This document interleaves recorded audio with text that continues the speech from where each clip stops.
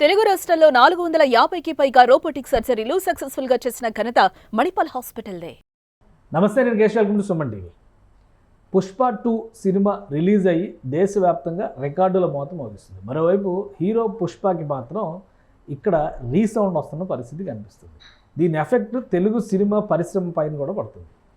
తెలంగాణ ప్రభుత్వంతో చినికి గాలివానగా మారుతున్నటువంటి వ్యవహారం, మరోవైపు బెయిల్ పిటిషన్ విషయంలో కూడా పరస్పర భిన్నమైనటువంటి చర్చలు జరుగుతుండడం, ఇక ఇండస్ట్రీ విషయంలో బెనిఫిట్ షోలు రద్దు, రాబోయే రోజుల్లో టికెట్ల పెంపు లాంటివి ఉండబోవు, అలానే మరికొన్ని కఠినమైనటువంటి నిర్ణయాలు తీసుకునే దిశగా తెలంగాణ ప్రభుత్వం అడుగులు వేస్తుంది. దీనివలన ఇండస్ట్రీ ఖచ్చితంగా లాస్ అవుతుందనేటువంటి ఆవేదన వినిపిస్తుంది. అయితే ఇండస్ట్రీని ఇప్పుడు రక్షించేటువంటి వ్యక్తులు ఎవరు? ఈ సమస్యని ఇరుపక్షాలు కూడా ఎవరికి వారే తమదైన శైలిలో ముందుకు వెళ్తే లాస్ అయ్యేది ఇండస్ట్రీ అనే అభిప్రాయం వినిపిస్తుంది. సో ఇండస్ట్రీ పక్షాన లేదా ఇండస్ట్రీ అవసరాల గురించి మాట్లాడే అవకాశం ఎవరికి ఉంది? ఈ సమస్యను పరిష్కరించేటువంటి సామర్థ్యం ఉన్నటువంటి వ్యక్తి ఎవరు? ఈ అంశం పైన విశ్లేషణ చూద్దాం. మనతో పాటు అనలిస్ట్ చంద్ర శ్రీనివాస్ గారు. నమస్కారం. సో ఇప్పుడు సమస్య అనేది రెండు కోణాల్లో చూస్తే ప్రభుత్వం చెబుతున్న వాదన చాలా బలంగా ఉంది. అలానే అల్లు అర్జున్ చేసినటువంటి వాదనకి సంబంధించి చాలా డొల్లతనం కూడా కనిపిస్తుంది. ఏదైనా కానీ లీగల్ ప్రాసెస్లోకి వెళ్ళింది కాబట్టి అది చట్టం తన పని తాను చేసుకుపోతుంది, ఎవరు ఇన్వాల్వ్ అయ్యేది ఉండదు. కానీ దీని ప్రభావం ఇండస్ట్రీ మీద పడుతుంది, ఇండస్ట్రీ లాస్ అవుతుంది. అటుపక్కన ఆల్రెడీ ఆంధ్రప్రదేశ్లో పవన్ కళ్యాణ్ గారు అరకు లాంటి ప్రాంతాల్లో షూటింగ్లకు రండి అని ఒక పిలిపించారు.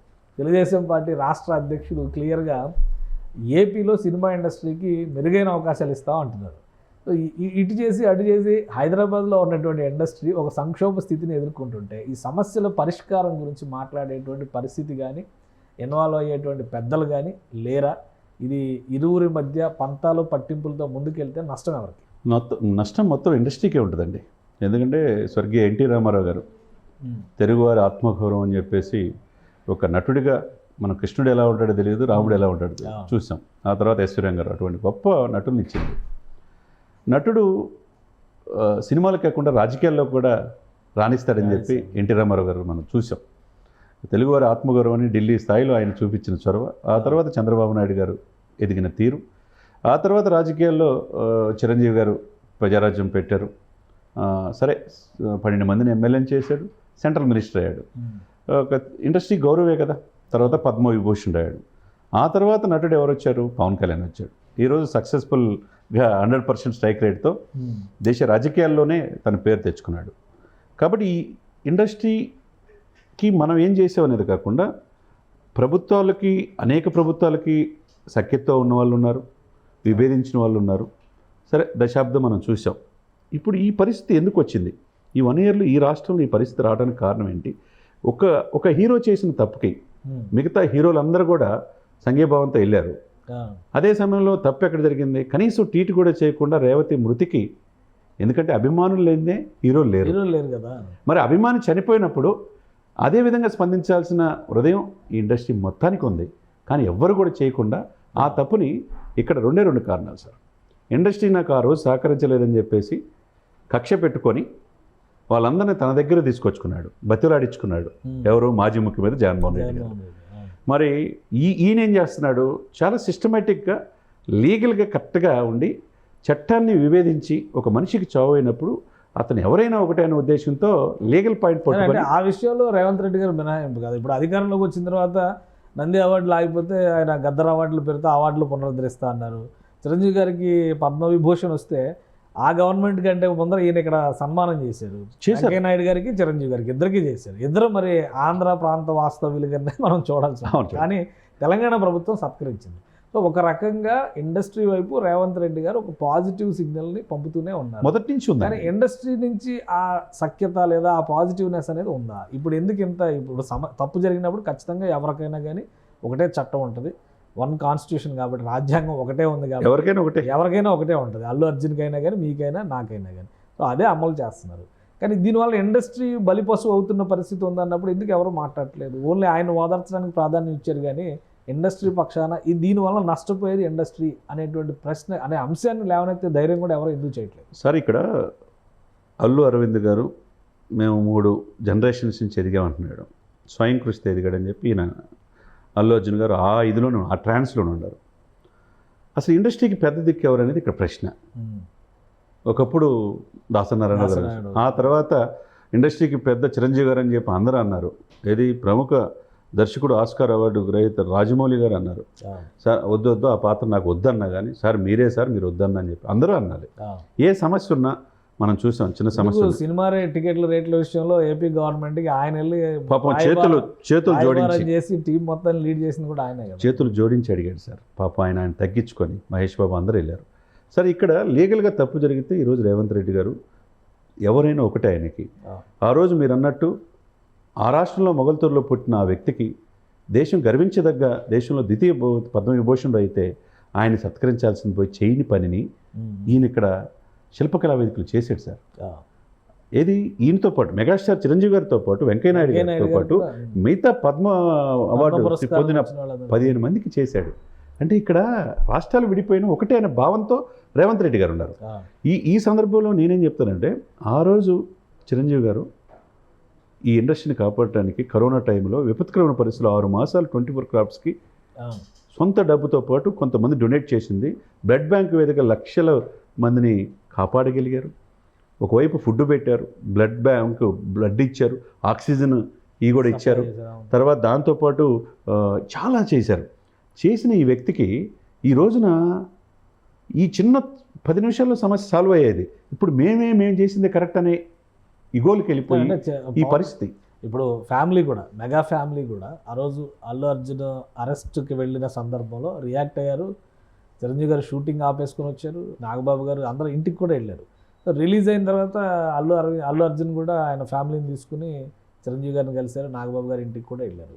ఒక రకమైన సఖ్యత ఉంది అని సంకేతం ఇచ్చారు. ఈ సమస్యను పరిష్కరించుకోవడంలో వాళ్ళ మాటలు వీళ్ళ మాట ఎవరి మాట వినే పరిస్థితి లేదా అల్లు అర్జున్ కూడా ఆయన వినాలి సార్. ఇప్పుడు అడగంగా అమ్మాయిని పెట్టదు.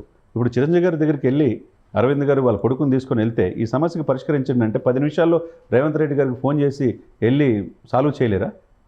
చేయొచ్చు. ఇద్దరు సార్. ఇక్కడ దీన్ని ఎంటైర్ ఎపిసోడ్లో సార్ కేశవ్ గారు, ప్రొడ్యూసర్ కౌన్సిల్, దర్శకులు, నటీనటులు, క్యారెక్టర్ ఆర్టిస్టులు 24 క్రాఫ్ట్స్లో దీని మీద ఆధారపడి ఉన్నారు. అటువంటి ఇండస్ట్రీని కాపాడుకొని సాల్వ్ చేసుకోవాలంటే ఏం చేయాలి? ఇద్దరు ఉన్నారు సార్ నాకు తెలిసి. ఈ రాష్ట్రంలో ఒక వ్యక్తి ఉన్నాడు, మెగాస్టార్ చిరంజీవి గారు. ఆ రాష్ట్రంలో ఒక వ్యక్తి ఉన్నాడు, ఆయన తమ్ముడే పవన్ కళ్యాణ్ గారు. ఈ ఇద్దరే కాపాడగలరు. ఈ ఇద్దరు తలుచుకుంటే, ఈ ఇద్దరి దగ్గర కనుక ఈ సమస్య వెళితే వీళ్ళందరూ వెళ్ళాలి. ఇప్పుడు ఈ ఒక్కల సమస్య కాదు, వీళ్ళకేమో ఇండస్ట్రీ లాస్ అవుతుంది. ఇప్పుడు చిరంజీవి గారు చూడండి ఏమి లేదు, 4 దశాబ్దాల్లో ఎక్కడో ఉన్నాడు ఆయన. వాళ్ళ కొడుకు తండ్రికి తగ్గ వారసుడుగా ఆయన అల్టిమేట్గా వెళ్ళిపోతున్నాడు గ్లోబల్ స్టార్గా. పవన్ కళ్యాణ్ గారు ఇంకా చూసేదేముంది, ఆయన పడిన కష్టాలు, హీరో రాజకీయాలు, దేశ రాజకీయాల్లో ఉన్నాడు. ఇక్కడ విపత్కరమైన పరిస్థితుల్లో ఉంది ఎవరు? ఈ సిచ్యువేషన్కి హీరోలతో పాటు అందరినీ ఇండస్ట్రీని తీసుకొచ్చింది ఎవరు? ఇండస్ట్రీ మొత్తాన్ని అందులోకి నెట్టేశారు. ఒకరి సమస్య కాదు. అల్లు అర్జున్ సినిమా చేస్తారా లేదా, తర్వాత ఆయన 3 ఏళ్ళకో సినిమా చేసి 30 ఏళ్ళకో సినిమా చేసి ఎవరికి పట్టదు. కానీ 3 నెలలకో సినిమా రిలీజ్ చేసేది ఇండస్ట్రీ.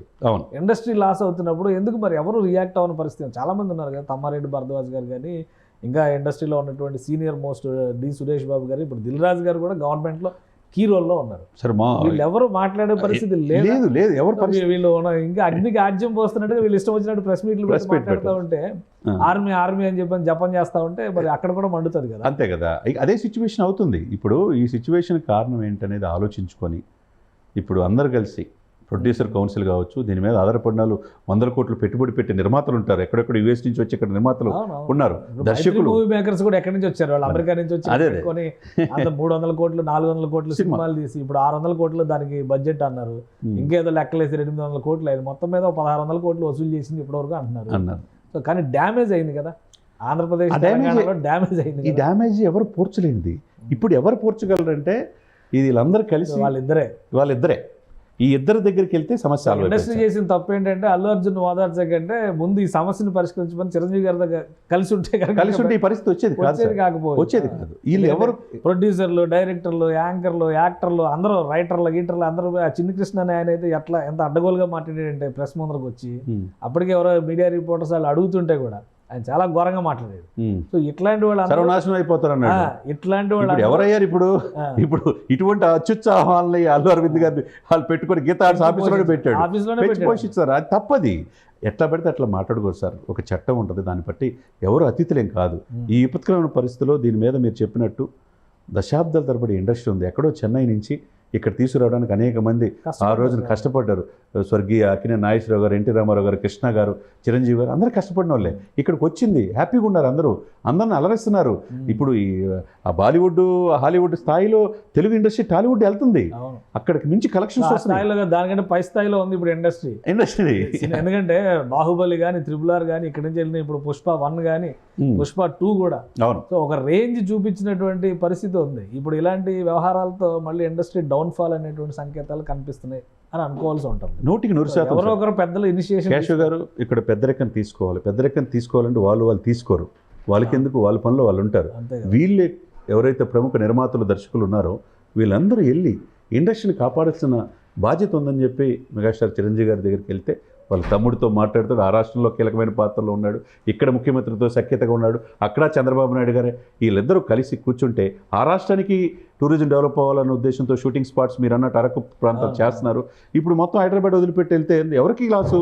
ఇప్పుడు అందరూ కూడా ఇక్కడే సినిమాస్ ఏర్పాటు చేసుకున్నారు. కూడా ఇండస్ట్రీ వచ్చేయమంటాం కదా, అక్కడ షూటింగ్స్ చేయండి, చేసుకోమంటున్నారు, 2 చోట్ల చేయండి అని అంటున్నారు. అది కాబట్టి ఒక సుహృద్భావ వాతావరణం క్రియేట్ అవ్వడానికి అవకాశం అయితే కనిపిస్తుంది. ఇరువురికి ఆమోదయోగ్యమైన వ్యక్తి మెగాస్టార్ చిరంజీవి గారు. ఆయన తమ్ముడు ప్రముఖ పాత్రలో రాజకీయాల్లో పవన్ కళ్యాణ్ ఆ రాష్ట్రంలో ఉన్నాడు.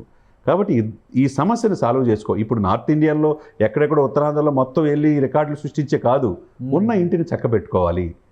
ఈ తెలుగు రాష్ట్రాల్లో ఈ విపత్కరమైన పరిస్థితి నుంచి ఇండస్ట్రీని బాగు చేయాలి అంటే కనుక వీళ్ళిద్దరే కనపడుతున్నారు.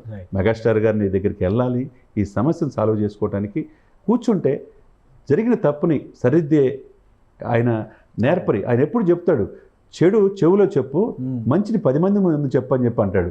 ఎప్పుడు కూడా ఆయనకి విమర్శించినా కానీ తగ్గుండి ఈ రోజున అనేక మంది హీరోలు తయారు చేశాడు ఆయన.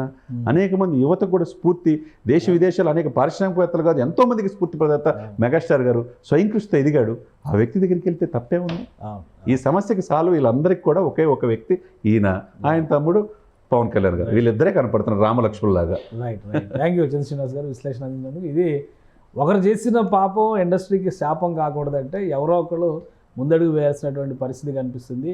మాది తప్పు లేదనేటువంటి ధోరణితో ప్రభుత్వంతో పోలీసు యంత్రాంగంతో కయ్యం పెట్టుకోవడం అనేది అల్లు అర్జున్కి కొత్త తలనొప్పులు తేవడంతో పాటు ఇండస్ట్రీకి ఒక పెద్ద గుదిబండగా మారేటువంటి ప్రమాదం కనిపిస్తుంది. కాబట్టి ప్రొడ్యూసర్సా లేదా ఇండస్ట్రీలో ఉన్నటువంటి సీనియర్లా వీళ్ళందరూ కనుక కలిసి మెగాస్టార్ చిరంజీవి, పవన్ కళ్యాణ్ లేదా చిరంజీవి ద్వారా రాయబారం చేస్తే 2 రాష్ట్రాల్లోనూ ఈ సినిమా ఇండస్ట్రీకి సంబంధించినటువంటి సమస్యల పరిష్కారంతో పాటు అల్లు అర్జున్ వివాదం కూడా టీ కప్పులో తుఫాన్లా తేలిపోతుందని చంద్రశ్రీనివాస్ గారు విశ్లేషిస్తున్నారు. ఇది స్పెషల్ డిస్కషన్. Keep watching.